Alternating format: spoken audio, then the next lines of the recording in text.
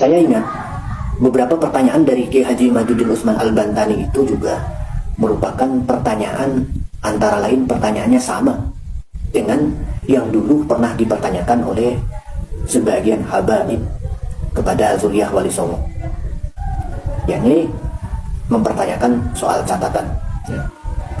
Bahkan tidak sedikit dari kalangan habaib itu sendiri mengatakan bahwa Zuriyah Wali Songo itu sudah punah, sudah tidak ada. Nasabnya Zuriyah Wali Songo itu sudah terputus, kalaupun ada dari jalur perempuan dan seterusnya dan seterusnya. Terakhir ada pernyataan Habib Bahar Smith yang sebagaimana semua kita ketahui, itu yang inilah yang memicu perdebatan sengit selama kurang lebih 2 tahun. Seiring dengan keluarnya edaran Rabithah Alawiyah pada tahun 2020 yang isinya kurang lebih Rabithah Alawiyah tidak mendapati catatan Wali Songo selama kurang lebih 600 tahun. Karena itu status daripada nasab Zuriyah Wali Songo adalah majhul nasab. Dipertegas di situ, apabila ada yang mengaku Zuriyah Wali Songo, maka sudah dipastikan bukan. Ya. Dampak dari surat tersebut adalah sangat besar sekali. Persekusi terjadi di bawah, terjadi di mana-mana. Ya. Caci maki terhadap Zuriyah Wali Songo juga terjadi di mana-mana. Mengatakan bahwa Wali Songo itu tidak punya zuriyah. Sekarang apa yang para habaib pertanyakan terhadap Zuriyah Wali Songo, sekarang dipertanyakan juga oleh Kiai Haji Imaduddin Utsman Al-Bantani.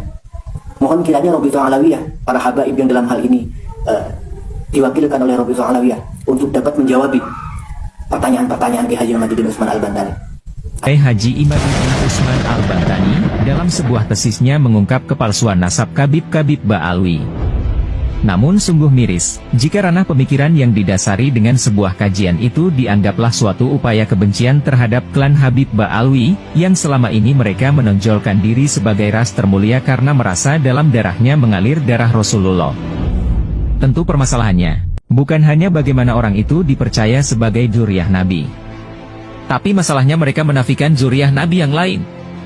Mereka beranggapan bahwa selain klan dari mereka itu, perlu dikonfirmasi melalui banyak hal, seperti silsilah keluarga, catatan sezaman, bahkan dari golongan mereka tegas mengatakan, jika hari ini ada orang yang ngaku-ngaku keturunan Nabi, maka perlu dikonfirmasi. Kalau perlu, tes DNA. Lalu di saat muncul seorang pemuda yang dengan keberaniannya melakukan riset ilmiah atas pengakuan-pengakuan mereka. Sekarang ada yang bilang di sini, enggak, saya kamu sahabatnya, bukan kamu Ba'alawi, enggak, saya kasih, enggak, kamu Ba'alawi. Sekarang laris, sekarang cucu Wali Songo rambut dirayu-rayu, kalian ini turunan Habib, kalian ini Ba'alawi, dulu ini. Justru dicemoohan dan dicaci maki, bahkan hingga intimidasi pun dilakukan. Bahwa masyarakat Nahdlin kini sudah tidak sebodoh dulu, yang hanya cerdas dalam retorika kitab kuning dengan keterbatasan wawasan perkembangan informasi yang minim.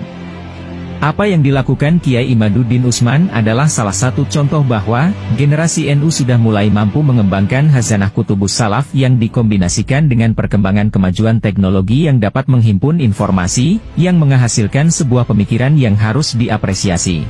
Semoga apa yang dilakukan Kiai Imad dan para Kiai se-Nusantara dapat mencerahkan warga Nahdlin dari penyelewengan dan pembodohan atas nama agama.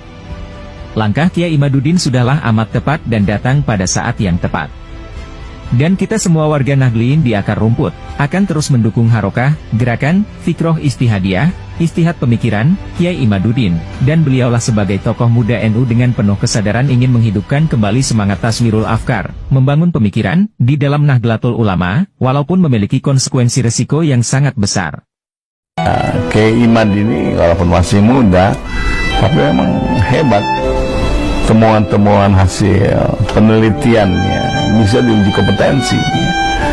Jadi betul tadi Pak Asika sampaikan juga yang lainnya ya. Saya termasuk dalamnya. Dan tapi saya memang belum jumpa dengan beliau langsung, tapi dalam mimpi sudah gitu ya. Sehingga ya temuan-temuan beliau itu sangat ya komprehensif, sangat rasional dan bagus sekali, apalagi ketika menelusuri nasab ya. Nggak gampang, nasab saya aja susah.